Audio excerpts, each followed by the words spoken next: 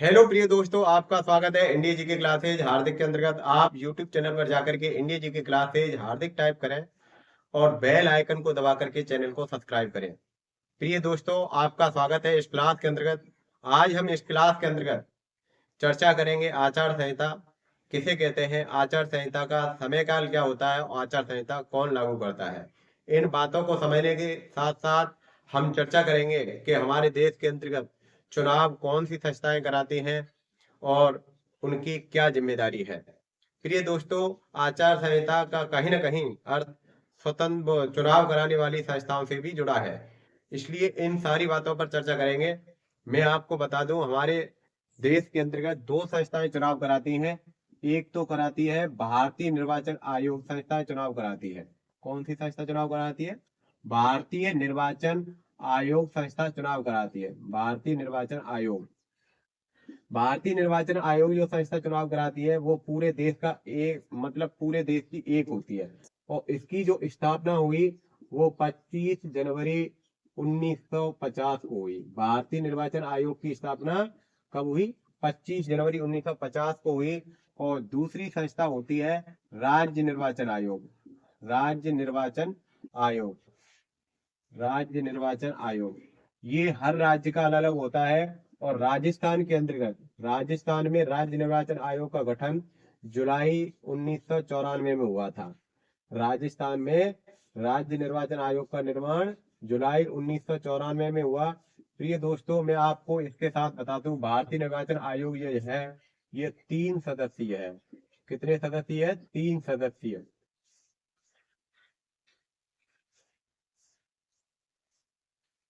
3 व्यक्ति कार्य करते हैं। और राज्य निर्वाचन आयोग 1 सदस्यीय होता है। ये 1 सदस्यीय है, हर राज्य का अलग अलग होता है। प्रिय दोस्तों, अलग अलग इन दोनों ही निर्वाचन आयोगों की जिम्मेदारी अलग अलग होती है। ये भारतीय निर्वाचन आयोग की अलग जिम्मेदारी होती है और राज्य निर्वाचन आयोग की अलग जिम्मेदारी होती है। तो भारतीय निर्वाचन आयोग जो कराता है वो, इसको पहले हमको ये समझना पड़ेगा। राज्य निर्वाचन आयोग, राज्य निर्वाचन आयोग किसके चुनाव कराता है? स्थानीय स्वशासन संस्थाओं के चुनाव कराता है। किसके चुनाव कराता है? स्थानीय स्वशासन संस्थाओं के चुनाव कराता है। स्थानीय स्वशासन, स्थानीय स्वशासन से अर्थ है शहरी और ग्रामीण निकाय, यानी कि इसमें दो संविधान संशोधन हुए, 73वां और 74वां संविधान संशोधन। 74वां संविधान संशोधन, संविधान संशोधन। और ये है ग्रामीण निकाय से संबंधित। किससे? ग्रामीण निकाय से संबंधित। निकाय मतलब समूह, ग्रामीण निकाय से संबंधित है। और ये है 74वां संविधान संशोधन, शहरी निकाय से संबंधित। किससे? शहरी निकाय से संबंधित। इनका प्रावधान कब किया गया? 1992 में ये पास हुए। 1992 में पास हुआ ये, और 1993 में ये लागू हुआ। ये दोनों ही स्थिति यही रही। ये भी पास कब हुआ? 1992 में पास हुआ। और लागू कब हुआ? 1993 में लागू हुआ। विशेष रूप से राजस्थान के मामले में देखें तो राजस्थान में यह कब लागू हुआ? 1994 में। 1994 के अंतर्गत लागू हुआ। प्रिय दोस्तों, आपको समझना होगा कि जो स्तर है 73वां संविधान संशोधन जो है, इससे संबंधित जो ग्रामीण ग्रामीण निकाय से संबंधित तीन स्तर होते हैं। 3 स्तर इससे संबंधित कौन होते हैं? शीर्ष स्तर पर होता है जिला परिषद। कौन सा होता है? जिला परिषद होता है। और मध्यम स्तर पर होता है पंचायत समिति, पंचायत समिति। और निम्न स्तर पर होता है ग्राम पंचायत, निम्न स्तर पर ग्राम पंचायत, ग्राम पंचायत। ये 3 स्तर होते हैं। इसमें भी 3 स्तर होते हैं। इसमें शीर्ष स्तर पर होता है नगर निगम। कौन सा होता है? नगर निगम शीर्ष स्तर पर होता है। मध्यम स्तर पर होता है नगर परिषद, नगर परिषद। और तीसरा स्तर होता है नगर पालिका, नगर पालिका, ये तीसरा स्तर होता है।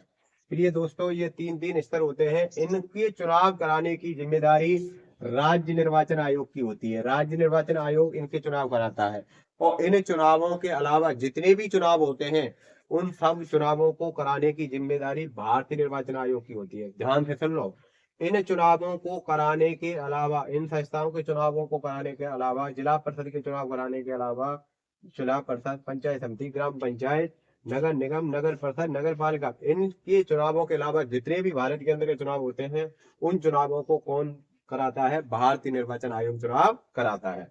तो प्रिय दोस्तों, अब हम बात करते हैं आचार संहिता के अंतर्गत, जो मैंने आपको फर्स्ट में बताई थी।